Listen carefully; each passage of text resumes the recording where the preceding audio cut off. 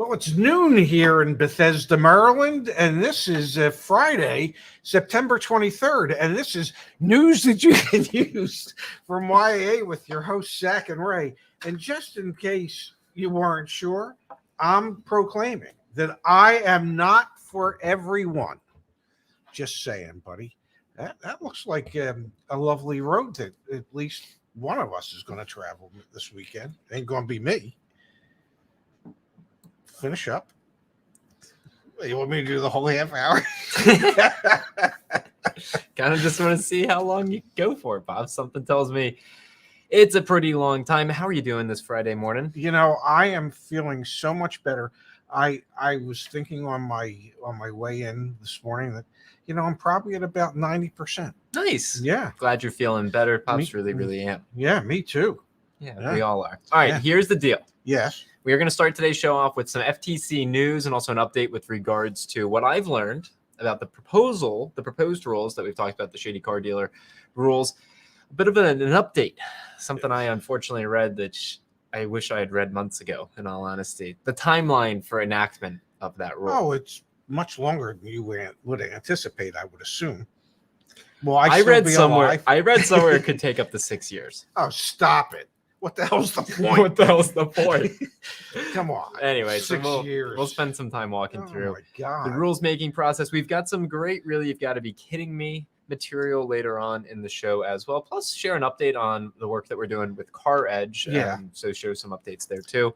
Kimberly Klein, she's not joining us today. She's unfortunately sick, under the weather. So send her some well wishes. Yes. And we have the fall promotion codes running back on the Join YA website. Fall 20 if you become a member between now and the end of the month, save 20% on a membership. Fall 100, take $100 off an extended warranty. You know, that would be between now and the end of the month. And next Friday. Indeed it would. Yes. All right, Dad, let's kick things off first with some enforcement. We talk about enforcement on this show all the time. Who cares about rules if there's no enforcement? Just this week, Dad, Federal Trade Commission returns more than $415,000 to consumers harmed by deceptive car dealer Tate's Auto. Yes. We're talking about a fine dealership group in the Arizona and New Mexico area. Hell, when we lived out in Arizona, I very well remember the name of Tate's Auto Group. Yeah, definitely. Yeah. What stood out to me here, Dad, is 3,508 customers are getting money back. Yes. Not 100, not 5, like 3,508. It's only $415,000. However, these are people who financed a purchase through Tate's Auto dealership after January 1st of 2013 and later had the vehicle repossessed. Tate's Auto, which operates in Arizona and New Mexico, allegedly deceived consumers about payment information and falsified information on consumers' financing applications. This constitutes deceptive practices. Do you mean they might have possibly overstated a credit applicants' income levels, perhaps, in order to get a car loan for them? We've never heard of that happening. Remember a Big Red Hyundai or something? Remember that one? Yeah, in Oklahoma. Or Nebraska, I think.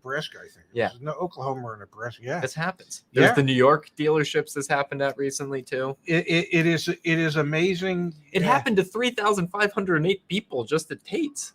Yes. Like, let that sink in for a second. I was going to say, it's just amazing how many either salespeople or F&I people can't tell the difference, say, between a 3 and a 4 or a 4 and a 5. Like they make. Laura also can't tell the difference between a 3 and a. Yeah, well, 4. I don't think you should talk like that. But I was. You thought you were planning on having a nice weekend, but apparently not. Oh my. Well, I'm flustered now. All right, let's keep going back to the Tate's Auto. Let me show you this, Dad. Can I say one thing about this? Sure. This is kind of wonderful that the FTC was able to collect these funds, and so they can be dispersed to the people that were taken advantage of. The sad reality is. And there will be people that disagree with me, but hey, You're entitled to your opinion. I'm entitled to my opinion. I'm not for and everyone. I am not for everyone. But the sad reality is that the Supreme Court ruled that the FTC doesn't have the authority to levy fines like this against organizations so that they can collect money for consumers and return that money to consumers. So FTC enforcement actions where there would be a financial penalty attached to them are, well, those actions won't mean quite as much if there is no financial penalty attached to them. So it would probably be nice if somewhere in Congress somebody said, "Hey, maybe we can agree. We might not be able to agree on much, but maybe we should be able to agree on the fact that the FTC should be able to subject organizations that violate the rules and regulations to financial fines, and the FTC should be able to do that to give it more power and more teeth." All right, now I want to pull something up here. Let's read about this really briefly. Then let's talk about when the new FTC proposed rules could potentially come into effect. The FTC sued Tate's Auto in 2018. So this is 3,508 customers between January 1st, 2013 and in 2018 that were affected by this. Yes. What they were doing was inflating consumers' income on finance applications. Yes. As well as deceiving customers about the lease or financing terms of the vehicles they were buying. Never heard of that happening. Many of Tate's customers were citizens of the Navajo Nation. And this is, we talk about on this show all the time. Those who have the least get taken advantage of the most. Oh, absolutely. Those that have the most don't get taken advantage of. Those that are living in the Navajo Nation, I mean, we could have a whole show dedicated to this, but indigenous people, like they don't get treated fairly in this country. Like, and financially probably not as well off as you would imagine. And a lot of banks don't like to lend to people that live on Indian reservations because they are considered sovereign nations. And they can't send in representatives to repossess the vehicles while they're on the reservation. So it's really a rather unique circumstance, to say the least. Leon says, I'm confused. Isn't that felony fraud? No, it's just a settlement, Leon. Like it's frustrating because even when we see enforcement, it's just this. The FTC settled with the auto dealerships in August of 2020 and ultimately reached a settlement with the individual defendant in July of 2021 that required the defendant to pay money for consumer redress. And the FTC is acknowledging the Navajo Nation Human Rights Commission for their support and help. It's just settlements. That's really what ends up happening here. It's not felony fraud, it's settlements. So, Dad, I started to do some more digging, and shame on me. I should have been doing this digging when we were going all full bore to get comments for the FTC's proposed rules. Yes. You don't have to dig in too hard. You just got to do a little bit of research for what the process is. Yeah. They're talking about how public comments affect, rules and whatnot. Yes. Ultimately, Dad, the president and the Office of Information and Regulatory Affairs are going to review the draft proposed rules from the FTC, and they're going to be the ones that decide if this is going to happen or not. It says right here, the president and the OIRA analyze draft final rules when they are, quote, significant due to economic effects or because they raise important policy issues. The presidential level review takes place before the final rule is published in the Federal Register. ORA's final analysis of estimated cost and benefit may take into consideration any comments and alternate solutions suggested in public comments. Agencies may also use this review and analysis phase to consult with other agencies who share responsibilities, like the CFPB, issues covered in the rule. In some cases, interagency review is mandatory. This whole document gets into how rules are actually structured and then put into. You don't have to look too terribly far, Dad. I was researching it. 6 years is the estimated timeline from a proposed rule to an effective date. 6 years. 6 years. Unfortunately. So you mean I'm going to have to bitch and moan about these car dealers until I'm 77? Yes. Oh, my God. That'll keep me young. I mean, isn't that wild? It's sad. It's a sad commentary on why common sense solutions take so long to be implemented. It is just we're such a litigious country, ruled over by lawyers that always are looking for loopholes and trying to read other things into the language that might not necessarily be there, so that this type of stuff takes way longer than it should. So you know, it's not like for the last 120 years that we haven't known car dealer practices have been sketchy at best in many cases. It's not like the members of the board of the FTC haven't purchased cars themselves, Yeah. or the politicians at whatever level, county, state, city, federal, haven't at some point in time in their lives purchased cars and been confronted by the nonsense that is the car buying experience in this country. And so it doesn't really take 120 years to say this is nonsense and it shouldn't happen this way. And it certainly won't really need to take another 6 years for them to implement rules that might make it more fair for the consumer. You know, the one who actually has to either make the monthly payment or stroke that check for the complete amount of the purchase of the vehicle.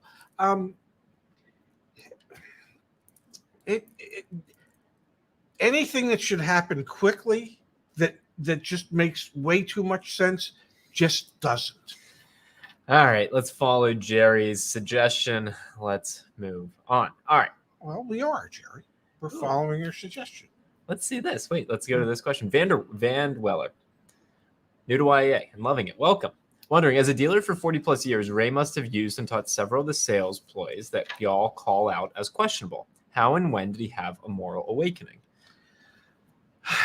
Well, relatively early in my career. Yeah. You know, I started in 1977. And I realized early on, you know, probably 2 or 3 years that, and maybe it's because I worked in a relatively small town, Pleasantville, New Jersey, which is outside of Atlantic City. So our market area was the Atlantic City area. And it's a small, somewhat tight-knit community, and everybody knows everybody. So you really couldn't afford a reputation of taking advantage of people. And maybe because of the way I was brought up, I didn't necessarily feel comfortable taking advantage of people. I saw how some of the techniques that dealerships employed, some of the ways that I was trained, were so that you could take advantage of people. But you know, I probably learned within the first 3 years that the people who could pay the most pay the least, and the people that can afford to pay the least pay the most. And that didn't sit well with me. And so I would say in the early 80s, when I became a general manager, is when I started taking the tiny baby steps that it takes, because you can't just change it. You can't change the way things have been done forever overnight. So you have to take small steps at a time and get people to kind of accept a slightly different approach to things. So yeah, I practice some of these things way back when. Did I teach some of these things? I'm sure I must have. You know, but I also understood that there was nothing immoral about making a profit. What I struggled with was trying to determine what was a fair profit so that we could sustain and grow a business that would be both acceptable not only to us at the dealership level, but to the consumer. Because as the consumer, and I used to have these conversations with customers, if you're going to tell me that you don't want me to make any money at all, or that you would prefer that I lose money in order to have you as a customer, I don't know that I would be as interested in having you as a customer, because I have to figure out long-term strategies to help grow this business and sustain this business. So God forbid, if you ever have an issue with the vehicle you just purchased, we can actually still be there and be in business to help you. Mhm. So even though they weren't necessarily a stakeholder in the business, they were a stakeholder in the business. It should be important enough for the customer to want that business to still be there if they need help at some point. And I know most customers don't think that way, and I can tell you most dealerships don't think that way, which is why we see market adjustments that are crazy.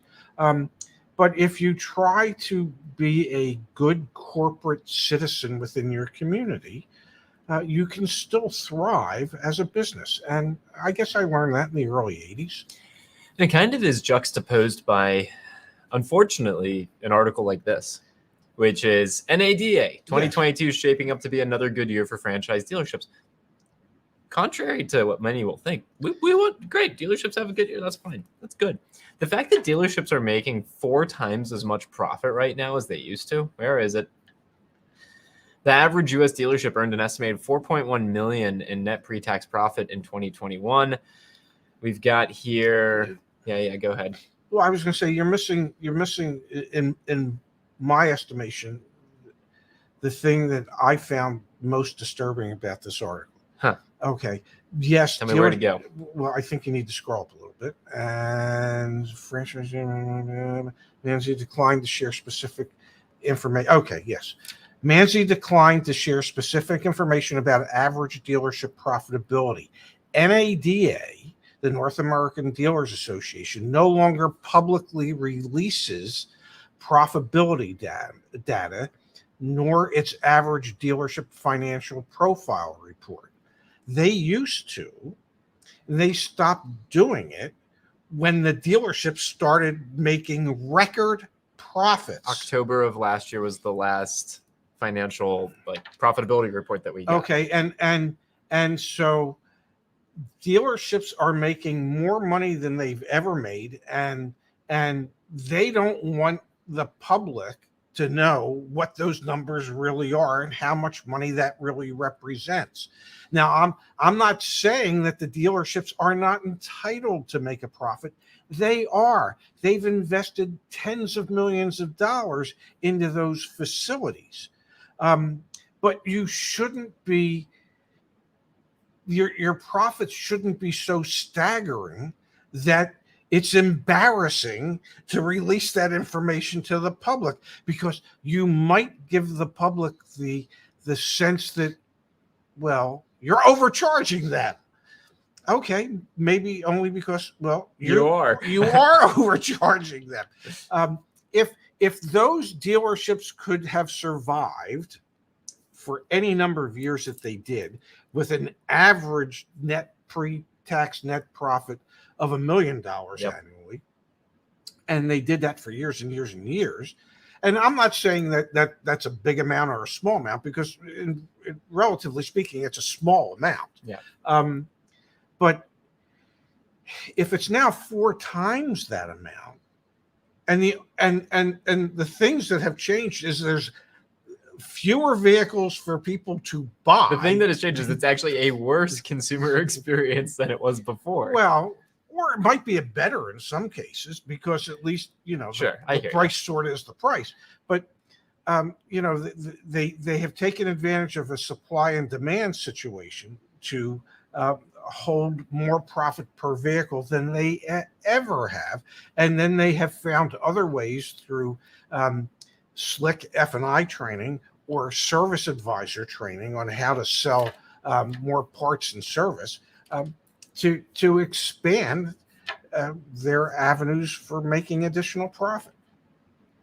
Yeah. Sorry. No, but that's the part that I don't mind that the dealers making money. They're entitled to make money. I just mind that they're so embarrassed about how much money they're making, the amount of their riches, that they no longer feel comfortable sharing it with the people they're ripping off. It is kind of ironic, right? Like, they're now making, October of last year is when they stopped publicly sharing this data.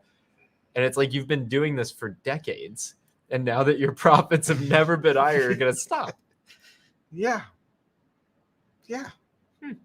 All right, let's switch gears, Pops. I want to talk about used car prices here for just a quick second. Then we're going to do really, you've got to be kidding me. And then yes, a YAA CarEdge update. But on the screen, And if you get data like this, if you're in the industry, send it to us.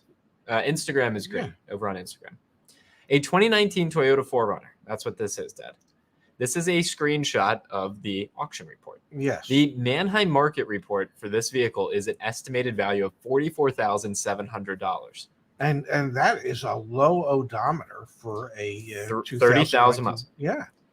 This is an if sale at $30,200. What that means is that the vehicle didn't sell. The highest bid was $30,200, and the seller could agree to that, but it did not reach the reserve price, the floor price. That is a $14,500 difference between the bid, the cash value at the auction, and what Manheim says the vehicle is worth. And for the longest period of time, cars were selling, and when I say the longest period of time, prior to about 3 months ago, cars basically were bringing MMR or above at the auctions. And now you can see, the highest bid was $14,500 below MMR. Okay, so here's the deal. Oh, should we explain what MMR stands for? Sure, go for it. MMR stands for Manheim Market Report. We understand we speak in car terms at times, and use initials, and you have, as the public out there, you might not necessarily have any idea what that means. It's the wholesale value. It's the expected wholesale value. It's a reflection of what is spent for these vehicles at the Manheim auctions. Book values don't matter right now. They can't update as quickly as this market is changing. That is a perfect example. Yes. And if that vehicle, let's say they don't take that offer at $30,500, which they probably won't. It's a huge difference in price between what they were hoping to get and then they're going to take it back to the auction next week. It's not going to sell again. Eventually they're going to have to sell it, whether it's at the auction or to a retail customer. There are a lot of people who are going to be holding a lot of red on their balance sheet on these transactions. It's already at the auction, so they've already made an investment to transport it to the sale. Yep. They've detailed it, they've cleaned it up, they've paid auction fees in order to run it through the sale. Okay, and every time it runs, they pay more auction fees. And then, if they decide, okay, this is just too staggering of a loss, we'd be better off maybe if we brought it back to the dealership, and even if we only retailed it for $35,000, we'd only be losing $9,000 instead of 14, and we'd give our F&I department an opportunity to try and make some money in the back end. But then they have, the additional fees of having to transport it back to the dealership and cleaning it up again. And we say this every week. And Jerry, the intelligent car buyer, he says it with me. Your first loss is your best loss. So these dealers that keep refusing to sell the vehicles at sale, thinking it's going to get better next week. I don't know who who are they kidding other than themselves? They're hoping it pops back up, and we should do a video on this because, at my age, I'm hoping it pops back up. Hey, we're great. Nice, we both got one. But here's the deal. Here's the deal, Dad. Here's the deal. Yes. Used car values are going to continue to fall until spring of next year. That's what Black Book says. That's what every single person I've talked to in the industry says, and I believe it. And I think it's going to happen both on the wholesale side and on the retail side. No. You cannot get access to MMR data unless you have a dealer's license, and we have tried. Yes. Like I have contemplated us getting a dealer's license, obviously not to sell cars, simply so that we can get this info. The challenging thing is everyone knows who we are, and so the moment we start sharing that data on the YouTube channel, we're getting our access cut off. It's like, not 100% sure if it's worth it. Shall we switch gears? It's probably not worth it because they'll cut us off right away. Exactly, that's what I meant. Yeah. All right, you're not going to hear it, but. Let me turn my hearing aids on. Really? You gotta be kidding me. Really? I can't believe this. What is this? We quickly became number one in the Southeast. All right. Okay. Former dealership employee accused of stealing $1.3 million. Oh my God, that's not far from where I used to be. A former employee of Pine Belt Nissan of Toms River has been charged. I used to do dealer trades with them. Has been charged with money laundering and theft. Wow. Let's read. I wonder if it's the same guy that worked for us at Admiral Nissan. That Can't be. He's 37. Okay, good, because the guy at Nissan that signed my name, signed my signature to the checks that he was writing to companies that he controlled. That happened? Yeah, he forged my name. I had check signing ability at the Nissan dealership, and the comptroller forged my name on the checks. And he set up shell companies that he was paying that were his companies. Oh my! All right. Yeah. Oh, come on. The car business is a lovely business. A former employee of Pine Belt Nissan of Toms River has been charged with money laundering and theft, with prosecutors alleging he stole in excess of $1.3 million. That's a lot of money. That is. Martin D'Amato, 37, worked in the digital advertising role for the Northern New Jersey store. He allegedly charged the dealership for advertising contracts to shell companies he created in an elaborate scheme. Wow, I didn't even read this, but I do know about shell companies. After the funds were transferred to the shell accounts he owned, he allegedly used the money for personal use. The plot was found after an internal review of credit card budgets. The dealership contacted the prosecutor's office in October of 2021. This gentleman was arrested. He's being held in jail. And they did not immediately. So this is hilarious in the sense that you've actually, in your experience in the dealership, you've seen, your name has been forged, your signature has been forged. Not the same thing, but kind of similar stuff. No, absolutely. And, which is probably one of the reasons that I always suggest to you that on a monthly basis, you really need to review where every penny is going. You can rely on your accountant to show you this, but you need to, which company is this? Why are we sending this? Because suddenly at the Nissan dealership, there was money going to, and it was like, nobody recalled any of these people. And then we got copies of the checks back, and my name was forged on the bottom of them. And, I said to the guy, I said, hey, great. You wanted to steal money. Why'd you have to involve me? Why did you have to make me look suspicious? I had nothing to do with it, and there is probably more money stolen from dealerships by dealership employees than, the NADA would like to report. Yeah, seriously, I'm sure. I mean, because you put your comptroller or your accountants in charge of these things, and if your comptroller or accountant isn't 100% straight as to how they want to do things, they can look at it and suddenly see this is easy pickings. Here you go from Ashley. Ashley, one of the members of the YAA team. If you're not a YAA member, you could be chatting with Ashley, getting some help for your next car deal. Ashley, great to see you here. In 2016, same thing happened to a South Carolina dealership. Employee got $2 million. How much have you taken out of our bank account? Maybe that's why I need to be reviewing things. Well, you should, but I don't even, and it's not because I've taken anything out of you. I don't even know where you have your bank account. But and God knows, as far I don't even you don't even know what a checkbook looks like. No. And I don't even know that you kids have a checkbook. But you have people that pay bills for you. Yeah. And you need to review where all those bills are being sent to, who it is that's being paid, to make sure that it is someone that you're familiar, that you're doing business with, as opposed to some shell company that you've never done business with.